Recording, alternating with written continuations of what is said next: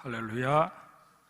오늘도 귀한 찬양으로 하나님께 영광 돌리신 우리 시온 찬양대 오케스트라 여러분들께 감사를 드립니다. 잘 준비한 찬양 하나님께서 기뻐 받으신 줄 믿습니다. 오늘 이 귀한 예배의 자리에 나오신 여러분 모두를 주님의 이름으로 환영하고 또 축복합니다. 하나님께서 오늘 이 예배에 함께 하셔서 우리 모두에게 크신 은혜 덧입혀 주실 줄 믿습니다.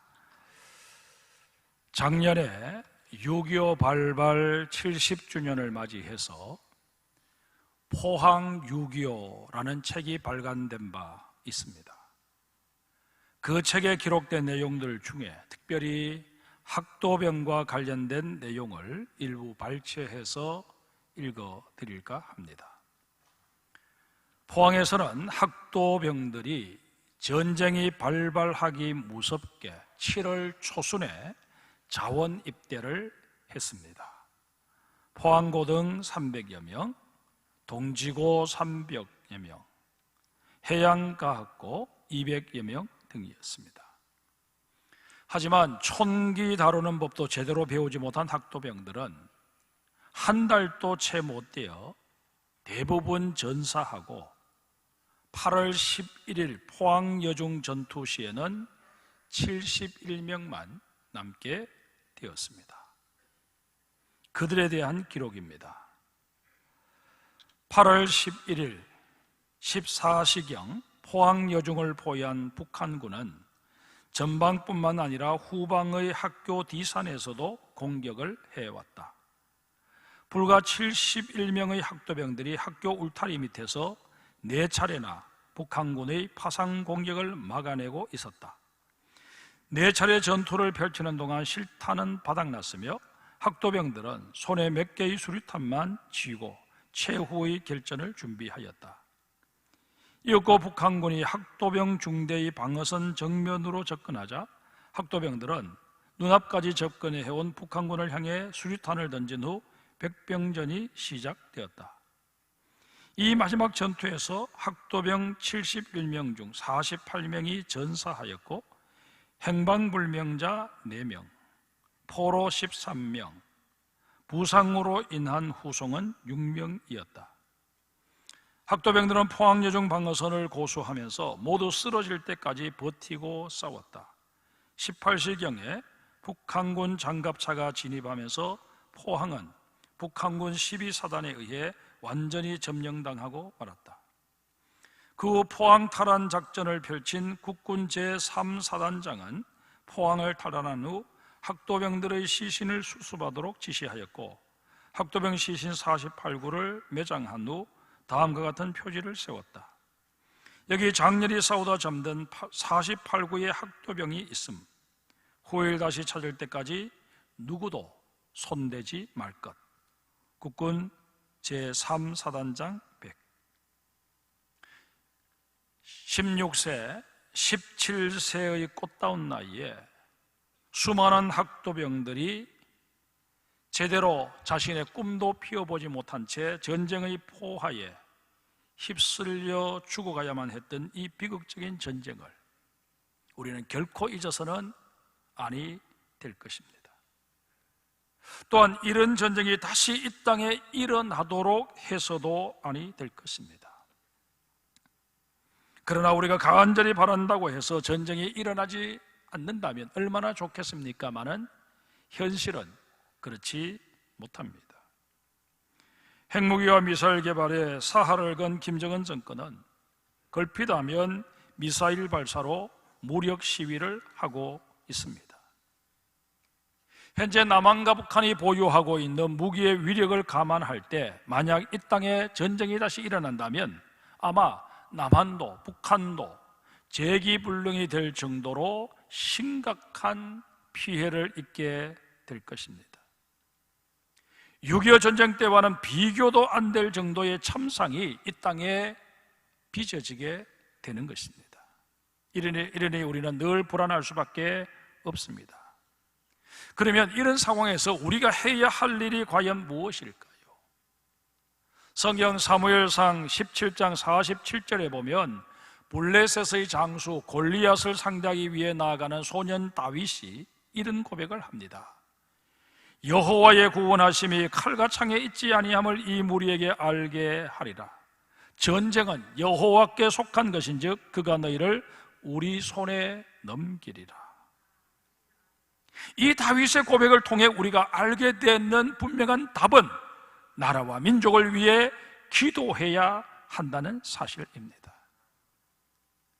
만약 이 땅에 전쟁이 일어난다면 우리 그리스도인들은 그 누구보다도 앞장서 이 나라를 지키는 일에 힘을 모아야 할 것입니다. 군사 전문가들은 한반도에 다시 전쟁이 발발한다면 피난 가는 것 자체가 무의미할 것이라고 말합니다. 그러기에 지금 이 시점에서 우리가 해야 할 일은 이 땅의 모든 전쟁을 주관하시는 하나님께 나라와 민족을 위해 기도하는 일일 것입니다. 기도하되 우리는 무엇을 위해 기도해야 할까요? 하나님께서는 그 답을 오늘 본문에 소개되어 있는 이사야의 기도를 통해서 우리에게 제시해 주고 계십니다. 오늘 본문인 이사야 33장은 히스기야 시대에 아수르의 산헤립이 남유다를 침공한 그 사건을 배경으로 하고 있습니다. 아수르의 산헤립은 남유다로부터 많은 조공을 받고 침공을 하지 않겠다고 약조한 바 있었습니다. 그런데 어찌된 영문인지 그 약조를 어기고 침공을 해온 것입니다. 전혀 뜻밖의 상황에 노출되게 된 이사야 선지자는 하나님께 이런 기도를 드립니다. 2절 보십시다. 여호와여 우리에게 은혜를 베푸소서. 우리가 주를 앙망하오니 주는 아침마다 우리의 팔이 되시며 환난 때에 우리의 구원이 되소서. 이사야는 하나님께 은혜와 도움의 팔을 펴셔서 환난에 처한 남유다를 구해달라고 간구하면서 계속 그 기도를 이어갑니다. 이제 계속 이어지는 이 이사야의 기도를 살펴보는 가운데 우리도 나라와 민족을 위해 무엇을 어떻게 기도드려야 할지 답을 찾는 시간이 되어야 할 것입니다. 이사야는 우선 하나님의 정의와 공의가 시온에 충만하기를 간구하고 있습니다. 오늘 본문 5절 말씀을 제가 다시 읽습니다. 여호와께서는 지극히 존귀하시니 그는 높은 곳에 거하심이요 정의와 공의를 시온에 충만하게 하심이라. 이사야 선지자는 하나님께서 어떤 백성을 사랑하시며 어떤 백성에게 은혜를 베푸시는지 정확히 알고 있었습니다. 우리 15절로 넘어가 보십시다. 이사야 33장 15절 16절 우리 찾으셔서 같이 읽겠습니다. 오직 공의롭게 행하는 자, 정직이 말하는 자, 토색한 재물을 가증히 여기는 자, 손을 흔들어 뇌물을 받지 아니하는 자, 길을 막아 피 흘리려는 꾀를 듣지 아니하는 자, 눈을 감아 악을 보지 아니하는 자, 그는 높은 곳에 거하리니 견고한 바위가 그의 요새가 되며 그의 양식은 공급되고 그의 물은 끊어지지 아니하리라. 하나님께서 어떤 백성을 사랑하시는지 이사야는 분명히 밝히고 있습니다. 이런 까닭에 이사야 선지자는 그 무엇보다도 우선적으로 남유다 백성들이 정의로운 삶을 살고 하나님의 공의를 드러낼 수 있게 해달라고 간구한 것입니다.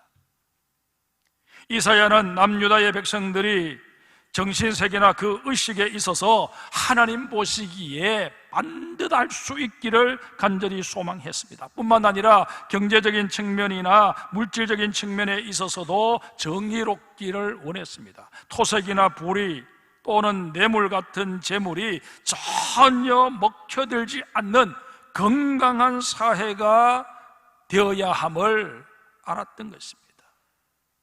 또한 이사야는 이스라엘 백성들이 도덕적으로 문화적으로 건전하기를 원했습니다.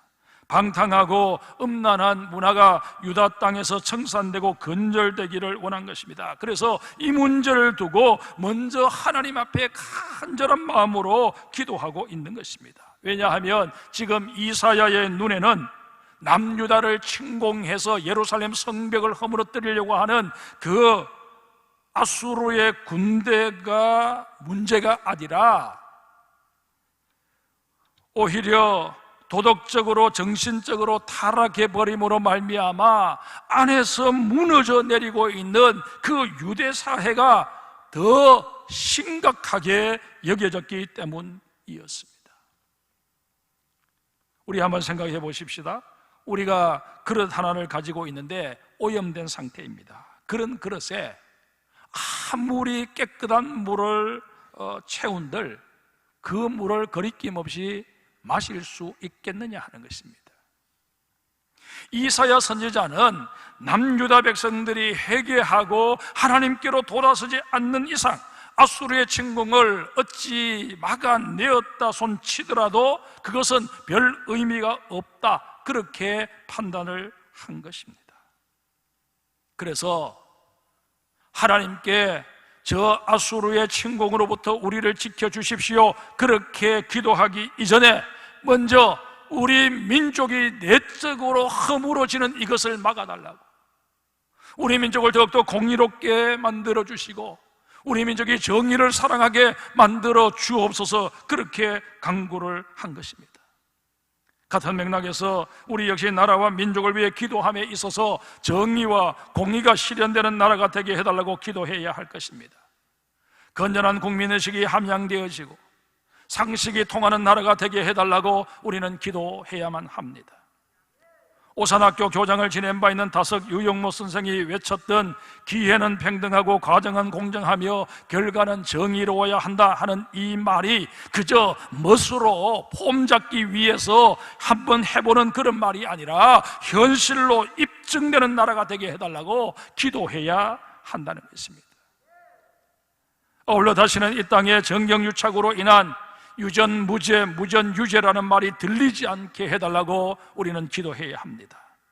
거기에 더하여 나라 곳곳에 확산되고 있는 퇴폐 향락 문화와 음란 문화가 정화되게 하시고 전염병처럼 확산되고 있는 도덕 불감증도 치유해달라고 우리는 정말 굵은 베옷을 입고 하나님 앞에 엎드릴 수 있어야 할 것입니다.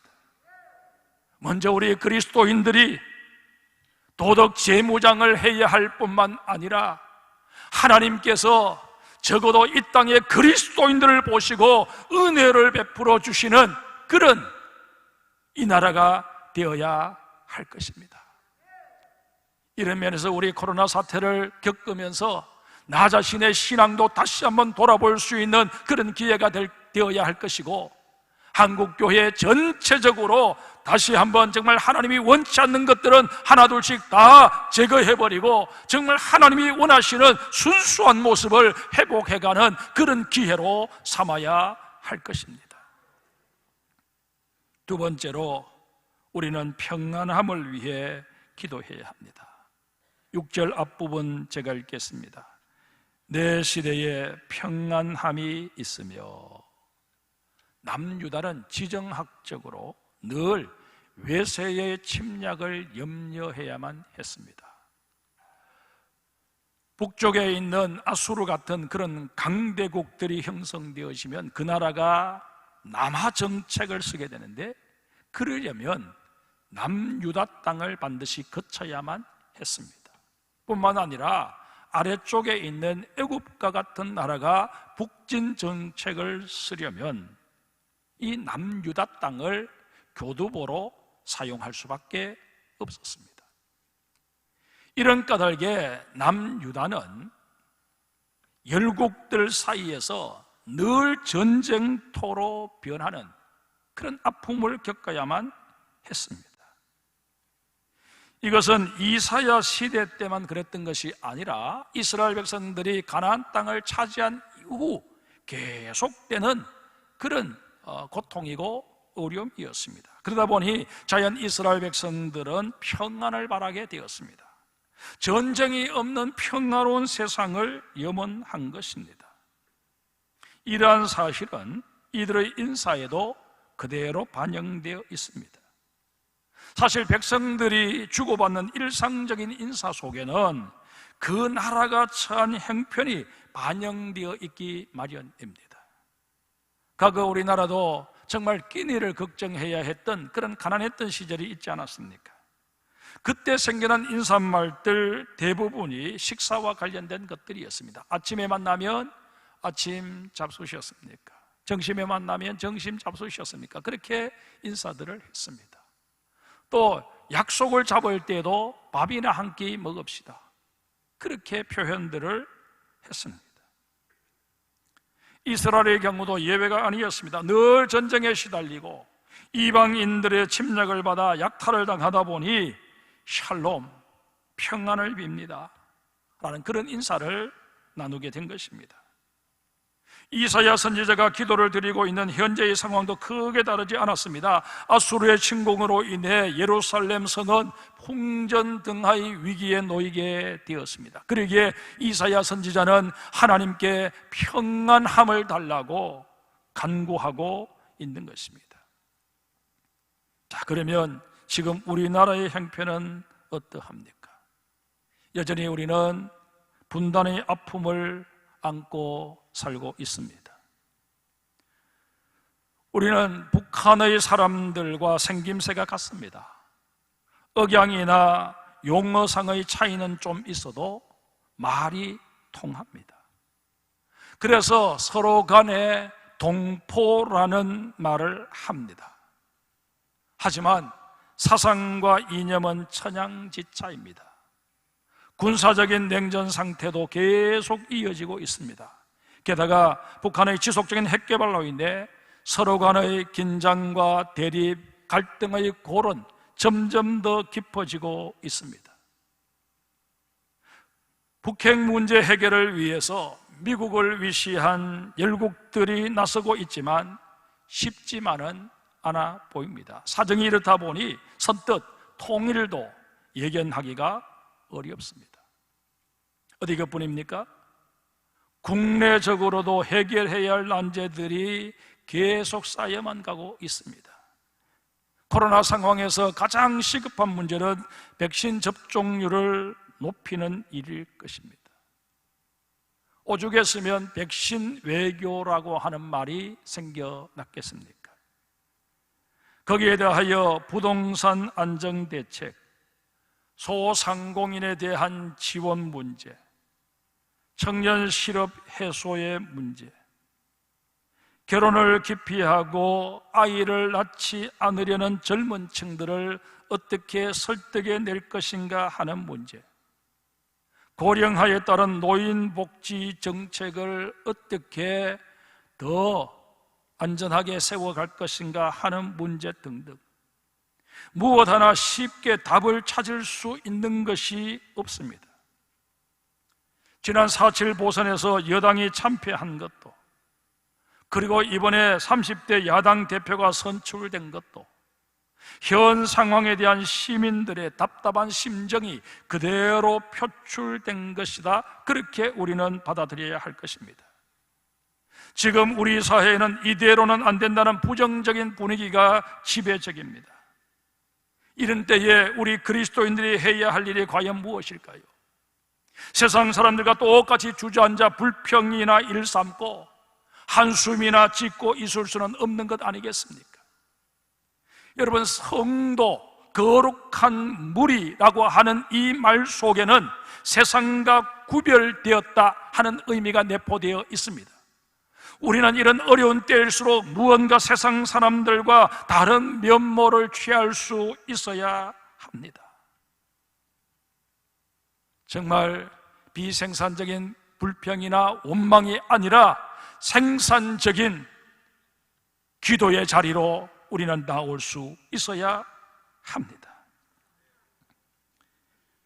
주님의 평안이 이 나라에, 이 민족의 가슴에 임하기를 간절히 소원하며 우리는 성 프란체스코가 드렸던 평화의 기도를 정말 애절한 마음으로 읊조릴 수 있어야 할 것입니다.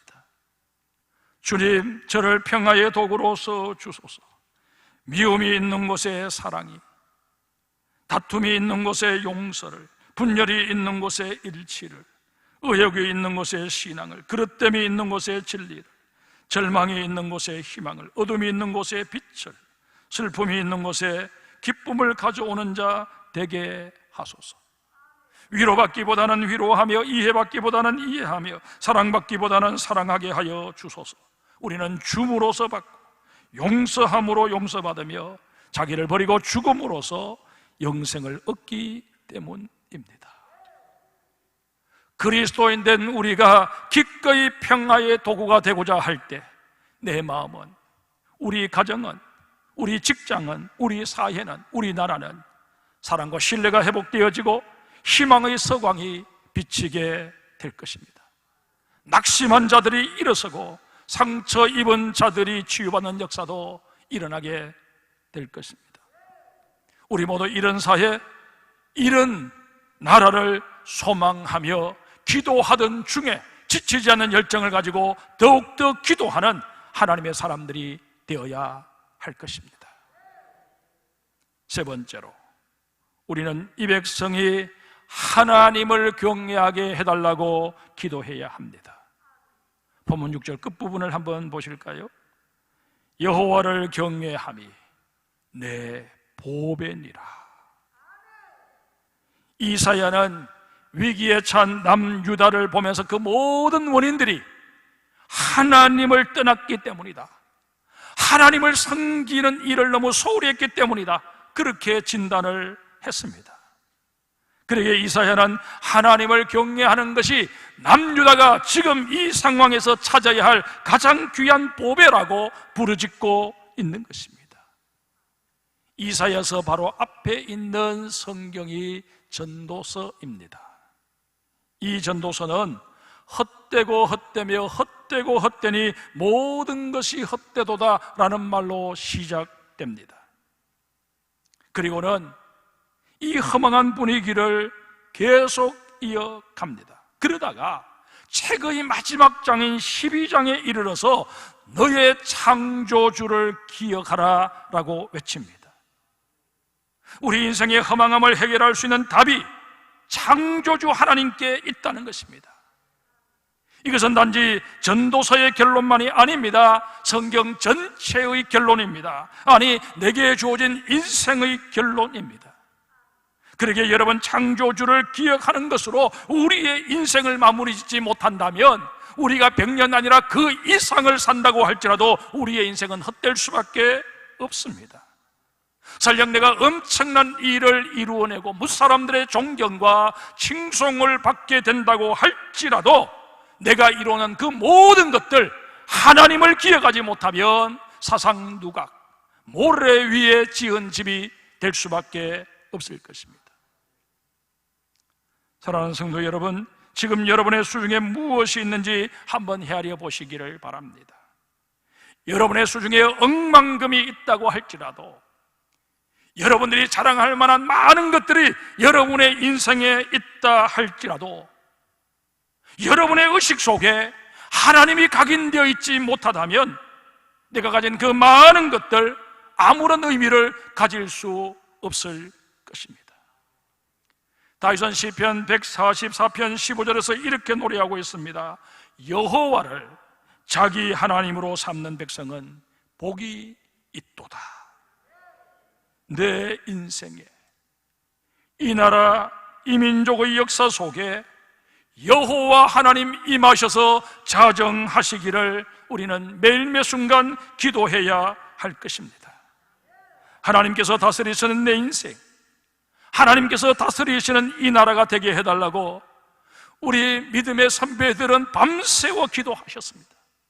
이제 그 바톤을 이어받아 우리 또한 애타는 마음으로, 애국 애조고인 마음으로 무릎을 꿇던 중에 더욱더 무릎을 꿇을 수 있는, 정말 우리의 무릎이 낙타의 무릎이 되기를 소망하면서 나라와 민족을 위해 눈물 흘리는 우리 한국교회 성도들이 되고 그 중심에 우리 포항장성교회 성도들이 있게 되기를 주님의 이름으로 축원합니다. 혹자는 코로나 이후 탈종교 현상이 두드러질 것이다 우려들을 합니다. 그러나 저는 생각을 달리합니다. 우리 사회의 불확실성이 커지면 커질수록 사람들은 무언가 의지할 대상을 찾기 마련입니다. 지난 3월 18일부터 4월 7일까지 한국갤럽에서 전국에 있는 19세 이상 1,500명을 대상으로 코로나 사태가 발생하기 전인 2019년도와 코로나가 발생해서 1년 반을 보낸 올해 2021년 종교 변동 여부를 조사해 보았습니다. 그 결과 불교인의 경우 2019년도에는 20%가 나는 불교인이다 그렇게 응답을 했는데 코로나 사태를 거쳐오면서 무려 4%나 줄어든 16%만 나는 불교인이다 그렇게 대답을 했다는 것입니다. 반면에 우리 개신교도들은 17.6%가 2019년도에 나는 개신교도다 그렇게 응답을 했었는데 코로나 상황을 거쳐오고 난 이후에도 그대로 17.6%가 나는 개신교도다 그렇게 응답을 했다는 것입니다.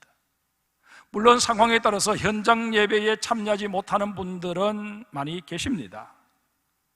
하지만 그들의 마음속에 예수님이 나의 구세주시요 상황이 나아지면 나는 언제든지 다시 교회에 출석한다, 나는 여전히 그리스도인으로서의 정체성을 지니고 있다 그렇게 고백들을 했다는 것입니다. 여러분, 이게 뭘 의미한다고 생각하십니까? 코로나의 위중한 상황 속에서도 한국교회는 여전히 건재함을 우리에게 보여주고 있는 것입니다.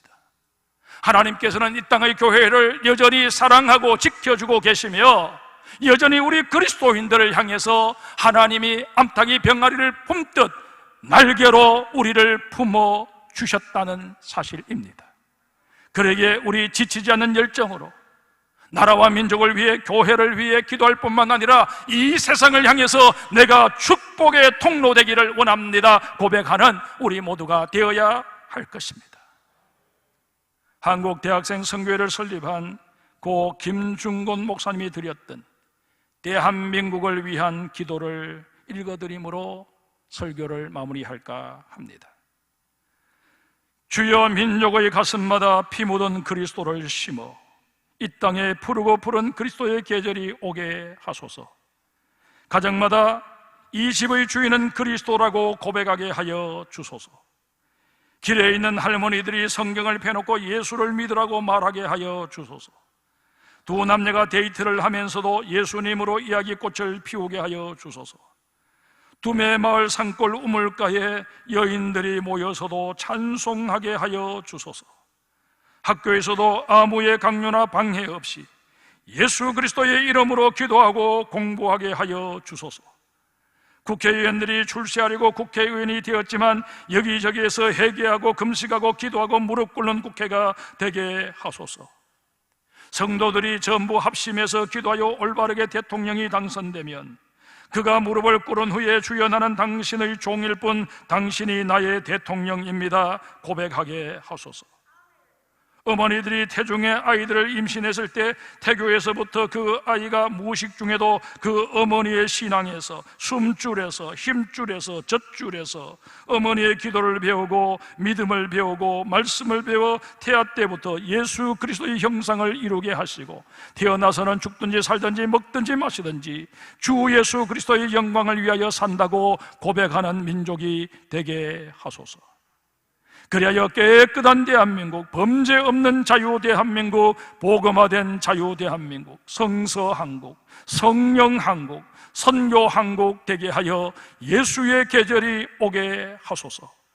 이 나라의 모든 악하고 더러운 반그리스도, 반기독교 세력을 멸하여 주옵시고 하나님의 영광을 드러내는 이 나라 이 민족 되게 하옵소서. 예수님 이름으로 기도 올립니다. 아멘. 사랑하는 장성교회 성도 여러분, 이 시간 우리는 이 나라 이 민족을 내게 맡겨달라고 기도하십시다. 갈렙이 이스라엘 군대가 미처 점령하지 못했던 헤브론 산지를 바라보면서 자신에게 이 산지를 주면 내가 이 땅을 자신 있게 점령하겠다, 그렇게 말했던 것처럼 우리 역시 이 민족을 내게 맡겨주시면 내 평생 이 조국 이 민족 가슴에 품고 기도하겠습니다. 서원하고 결단하는 이 시간이 되어야 하겠습니다. 이 너무나도 귀하디 귀한 기도를 먼저 우리 찬양으로 드리기를 원합니다. 주님이 주신 땅으로 한 걸음씩 나아갈 때 수많은 적들과 경관성이 나를 두렵게 하지만 주님을 신뢰함으로, 주님을 의지함으로, 주님이 주시는 담대함으로 큰 소리치며 나아가네. 이 산지를 내게 주소서, 이 민족을 내게 주소서, 이 나라를 내게 맡겨 주옵소서. 우리 다 일어나 찬양하십시다.